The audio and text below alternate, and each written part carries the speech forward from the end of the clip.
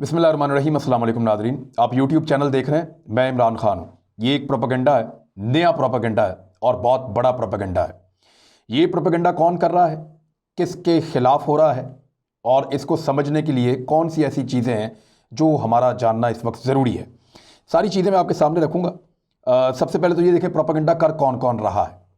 इसके अंदर जो लोग शामिल हैं उसमें भारत है, इसराइल है, अमेरिका है, यूनान, फ्रांस और कुछ अरब ममालिक इसके अंदर शामिल हैं। जबकि इसका जो निशाना बन रहे हैं वो चीन, पाकिस्तान और तुर्की हैं। डायरेक्टली जो इल्ज़ाम लग रहा है वो पाकिस्तान पे लग रहा है। चाइना जो है वो इसके अंदर एक मददगार के तौर पे मौजूद है और चाइना के अपने मफादात हैं।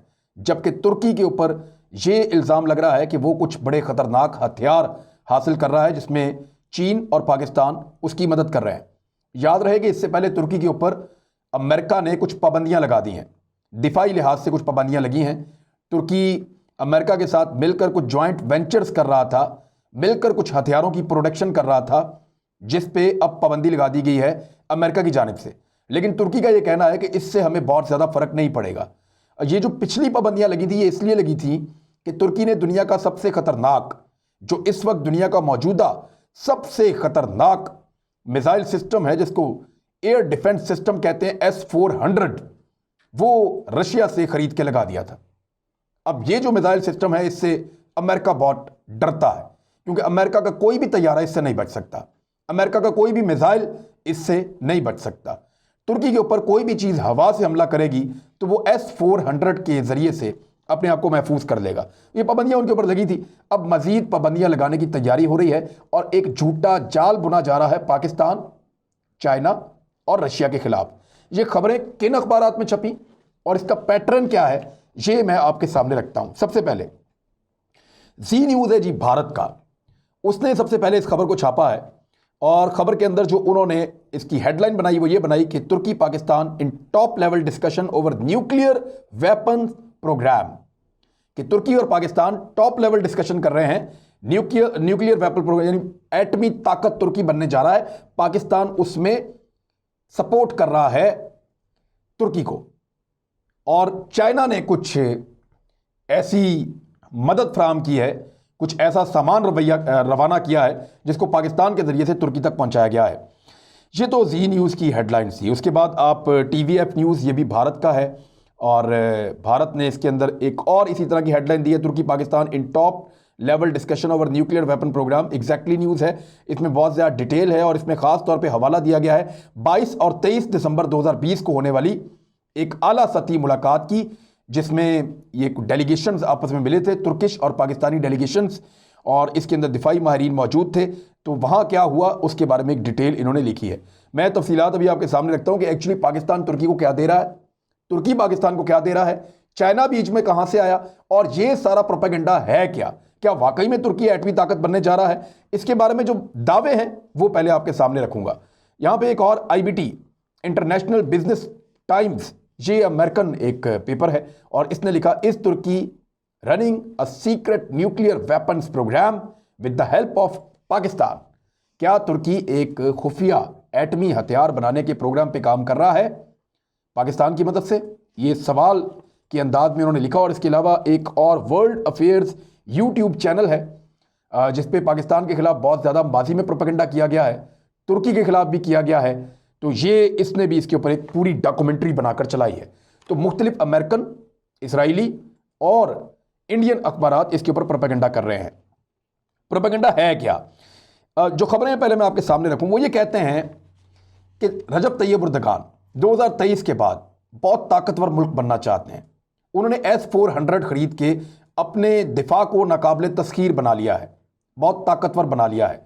अब वो अपनी अटैक करने की सलाहियत को बड़ा करना चाहते हैं, यानी दिफाई लिहाज से अपने आप को बचाने के लिए जो सबसे बेहतर दुनिया का एयर डिफेंस सिस्टम है S-400, वो हासिल कर लिया है तुर्की ने।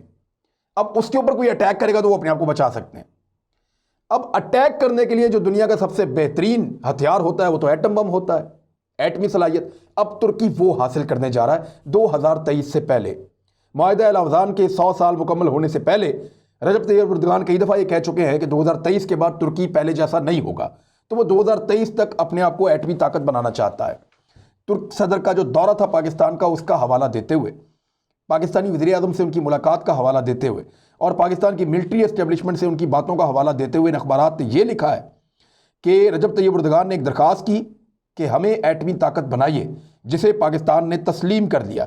पाकिस्तानी वफद थोड़ा अर्सा पहले जो है वो पहुंचा तुर्की में और उन्होंने कई तुर्किश दिफाई प्रोडक्शन कंपनियों का दौरा किया और वहां पे ये देखा कि ये किस किस्म के हथियार तैयार कर रहे हैं और इनकी कैपेसिटी को कैसे बढ़ाया जा सकता है मुख्तलिफ फील्ड्स के अंदर। छोटे हथियारों में तुर्की बहुत आगे है पाकिस्तान से।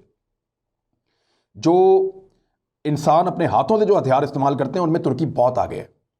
आर्टिलरी बहुत अच्छी बनाता है, छोटे रॉकेट्स बहुत अच्छे बनाता है, यूएवीज बहुत अच्छे बनाता है, यानी यूएवीज अनमैन्ड एरियल व्हीकल्स, यानी इसको ड्रोन्स आप कहते हैं आसान जुबान में। ड्रोन्स बहुत अच्छे बनाता है, चाहे वो आर्मर्ड हो, हथियारों के साथ लैस हों, चाहे वो सर्वेलेंस के लिए हों, चेक करने के लिए हों, नज़र रखने के लिए हों। तो ये दो तरह के ड्रोन्स जो हैं वो बड़ी काबिलियत के साथ तुर्की बनाता है, उसकी कंपनीज के ऊपर काम करती हैं। लेकिन लॉन्ग रेंज मिसाइल्स तुर्की उस तरह के नहीं बनाता जिस तरह के पाकिस्तान के पास है, जैसे शाहीन 2 है और दीगर बहुत सारे मिसाइल्स हैं। पाकिस्तान के पास इवन क्रूज़ टेक्नोलॉजी भी मौजूद है। तो पाकिस्तान तुर्की की मिसाइल टेक्नोलॉजी बढ़ाने के अंदर और इस किस्म के मिसाइल बनाने के अंदर मदद कर रहा है, जो मिसाइल्स बहुत दूर तक मार कर सकते हैं, यानी पूरा यूरोप और बहुत दूर दराज के ममालिक, इवन इसराइल, वो सारा कुछ तुर्की के रडार पे आ जाएगा और तुर्की जब चाहे उनको हमला करके तबाह कर सकेगा। इस किस्म की बात इसमें लिखी गई है। साथ साथ वो हवाला देते रहे हैं कि रजब तैयब एर्दोगान जो है वो एक अल्टीमेट ताकत बनना चाहता है इस खित्ते में। यूनान के साथ उनकी पहले लड़ाई है, फ्रांस के साथ उनके ताल्लुकात अच्छे नहीं हैं, नेटो का इत्तेहादी होने का उसके पास स्टेटस ज़रूर है लेकिन अब पाबंदियाँ उसके ऊपर लग चुकी हैं। तो तुर्की एक नए ताल्लुकात का दौर शुरू कर रहा है जहाँ पे रशिया है, चाइना है, पाकिस्तान है, ईरान है, सेंट्रल एशिया है, अजरबैजान है और दीगर ममालिक हैं, इवन जापान वगैरह से भी ताल्लुकात बना रहा है। तो तुर्की इस खित्ते में एक नए इत्तेहादी के तौर पे उभर के सामने आ रहा है और मशरिक का एक बड़ा तगड़ा नुमाइंदा यूरोप के दरवाजे पे बैठा हुआ है। इस किस्म का जो है वो तासुर दिया जा रहा है और ये बात हकीकत है कि तुर्की यूरोप के दरवाजे पे एक ऐसा खतरा मौजूद है जिसका जो इत्तेहाद है वो उसकी बैक साइड पे है। तो तुर्की हमेशा फ्रंट लाइन पे मौजूद होगा, उसका ताकतवर होना बहुत ज़रूरी है। अगर तुर्की ने इस ग्रुप को ज्वाइन करना है तो इस ग्रुप को मिलकर तुर्की को ताकतवर करना होगा। ये एक बहुत बड़ी हकीकत है क्योंकि वो सबसे आगे बैठा हुआ है, फ्रंट के ऊपर मौजूद है। तो तुर्की की काफ़ी मुखालफत की गई है। इसमें हवाला दिया गया IANS, Indo Asian news service का। इसकी एक रिपोर्ट का हवाला दिया गया कि पाकिस्तान और तुर्की के ताल्लुकात में खतरनाक हथियारों की सलाहियतें एक दूसरे से तब्दील की जा रही हैं और HLMDG यानी Turkish Pakistan high level military dialogues group, ये एक ग्रुप बनाया गया है और ये ग्रुप जो है वो तय कर रहा है कि पाकिस्तान तुर्की को एटमी हथियार किस तरह फराहम करेगा और किस तरीके से देगा। अब इसमें ये जो एक दावा किया गया है कि पाकिस्तान तुर्की को सेंट्रीफ्यूजेस फराहम कर रहा है और तुर्की ने बहुत बड़ी मिकदार में पाकिस्तान से इसके नंबर्स हासिल करना शुरू कर दिए हैं। ये एक बड़ा सीरियस एलिगेशन है क्योंकि पाकिस्तान पे पहले ये इल्ज़ाम लगाया गया था पाकिस्तान ने ईरान को एटमी ताकत बनाया, पाकिस्तान ने लीबिया को एटमी ताकत बनाने के लिए मदद की, पाकिस्तान ने इराक की मदद की, पाकिस्तान ने नॉर्थ कोरिया की मदद की। ये पाकिस्तान के ऊपर एलिगेशन लगाया था कि एक एटॉमिक ब्लैक मार्केट है जिसमें पाकिस्तान मौजूद है और पाकिस्तान ये सारा कुछ करता है। हालांकि पाकिस्तान ने हमेशा इन इल्ज़ामात की तरदीद की है और ये बताया कि पाकिस्तान एक ज़िम्मेदार एटमी मुल्क है, पाकिस्तान इस तरह की चीज़ें नहीं करता। ये बैनुल-अक़वामी सतह पे बहुत सारे स्मगलर्स बैठे हुए हैं, बहुत बड़े बड़े माफियाज बैठे हुए हैं जो ये काम करते हैं और पाकिस्तान का सिर्फ नाम बदनाम किया जाता है। CIA सब जानती है। अब ये जो सेंट्रीफ्यूजेस हैं ये क्या होते हैं, ज़रा इसको थोड़ा सा आप समझ लें, इसकी इतनी इंपॉर्टेंस क्यों है और पाकिस्तान इस टेक्नोलॉजी में इस खित्ते में सबसे ज़्यादा लीड करने वाला मुल्क है, सबसे ज़्यादा तगड़ा मुल्क है। सेंट्रीफ्यूज जो है वो एक ऐसी मशीन को कहते हैं जिसके अंदर अगर कोई आपने गैसेस को या कोई और आइसोटोप्स हैं या कोई एटम्स हैं उनको आप अलग अलग कर सकते हैं। यानी अगर किसी चीज़ का मजमूआ आपके पास मौजूद है और वो लिक्विड की सूरत में या उसको अगर आप डालते हैं सेंट्रीफ्यूजेस की मशीन में तो वो मशीन इतनी स्पीड में घूमती है, इतनी तेज़ी से घूमती है कि आप तसव्वुर नहीं कर सकते, बहुत तेज़ घूमती है। नॉर्मल मटेरियल अगर उसमें इस्तेमाल किया जाए तो उसके टुकड़े टुकड़े हो जाएं। तो जब ये उसके अंदर सेंट्रीफ्यूजेस के अंदर वो डालते हैं जिसको कहते हैं आप यूरेनियम, तो यूरेनियम बहुत सारे आइसोटोप्स का एक मजमूआ होता है। जब उसको सेंट्रीफ्यूज में डालते हैं तो उसको इतनी तेज़ी से वो स्पिन करती है, इतनी तेज़ी से वो मशीन उसको घुमाती है कि उसके अंदर से आइसोटोप्स अलग अलग होना शुरू हो जाते हैं, और एक ख़ास जगह पे पहुंच के जो एटमी सलाहियत हासिल करने के लिए आपको चाहिए होता है आइसोटोप, उसे कहते हैं 235U, यानी यूरेनियम 235 जो आइसोटोप है, ये आपको चाहिए होता है एटमी धमाका करने के लिए या एटमी सलाहियत के लिए। ये आपको प्योर फॉर्म के अंदर चाहिए होता है। इसको आप कह सकते हो अफसूरदा करना या प्योरीफाई करना, तो ये उसको हासिल करते हैं और फिर ये बड़ी तेज़ी से, कशिश शकल से भी ज़्यादा ताकत के साथ इसको बॉटम की तरफ निकालती है अपनी मशीन के नीचे से, और वहाँ से इसको अलग कर लिया जाता है। ये है यूरेनियम की अफसूरदगी, और ये कोई आसान काम नहीं है। इसमें कई दहाइयाँ लग जाती हैं साइंसदानों को ये काम करने में, ये मशीनें बनाने में। पाकिस्तान ने बड़ी जदीद और बड़ी शानदार मशीनें तैयार की थी, दुनिया मान गई पाकिस्तान को कि कमाल काम पाकिस्तान ने किया है, पाकिस्तान के साइंसदानों ने किया है। तो वो सेंट्रीफ्यूजेस जो है, वो इल्ज़ाम लगाया जा रहा है कि पाकिस्तान तुर्की को फ्राहम कर रहा है, जिससे वो अपने यूरेनियम को अफसूरदा करेंगे और उससे फिर वो एटमी सलाहियत हासिल कर लेंगे। अब ये जो पाकिस्तान और तुर्की के दरमियान मामला तय हो रहे हैं या चीज़ें हो रही हैं, ये तो एक प्रोपेगेंडा है जो इंडिया कर रहा है, इसराइल कर रहा है, अमेरिका कर रहा है, और यूरोप के वो ममालिक कर रहे हैं जो तुर्की से ख़तरा महसूस करते हैं। इसराइल आपको पता है तुर्की से खाइफ है। इंडिया क्योंकि पाकिस्तान के साथ तुर्की के ताल्लुकात है, पाकिस्तान को तुर्की ड्रोन्स की टेक्नोलॉजी दे रहा है, ऐसे हथियार दे रहा है जिसको पाकिस्तान इंडिया के खिलाफ इस्तेमाल कर सकता है, तो इंडिया भी नाराज़ है।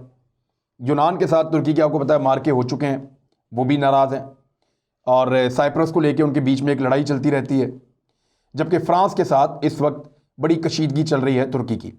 तो ऐसी सूरत हाल में इन मुल्कों की मुखालफत करना बनती है, जबकि सऊदी अरब के साथ और यूएई के साथ जो तुर्की के मामलात हैं, उस पर कई वीलॉग्स मैं पहले ही कर चुका हूँ कि वो इस्लामी दुनिया की ताकत, बड़ी ताकत बनने के लिए इनके बीच में एक मुकाबला चलता रहता है कि कौन इस्लामी दुनिया को लीड करेगा। तो ये उनके बीच में चलता रहता है। तो ये मुखालफत सब लोग कर रहे हैं, तुर्की की और पाकिस्तान की। पाकिस्तान के ऊपर ये इल्ज़ाम लगाया जा रहा है, लेकिन पाकिस्तान का जो एक इनके साथ एक डिफेंस कॉपरेशन का लेवल है, उसमें यह है कि हमारे डिफेंस सेक्रेटरी जनरल बिया मोहम्मद हिलाल हुसैन, और दूसरी जानब जो डिप्टी चीफ तुर्किश आर्मी के हैं, उनका नाम है जनरल सेल्कक बेयाक तारोग लो, ये उनका नाम है। और इनके बीच में ये मुआहदे हुए हैं। ये पाकिस्तान तशरीफ़ लाए थे, फिर पाकिस्तान से एक वफ़द तुर्की गया था, और तुर्की जाने के बाद उन्होंने दिफाई लिहाज से कुछ मुआहदे किए हैं। पाकिस्तान और तुर्की दिफा के लिहाज से एक दूसरे के करीब आ रहे हैं, और चीन भी इनके साथ एक तीसरे बड़े इत्तेहादी के तौर पर मौजूद है।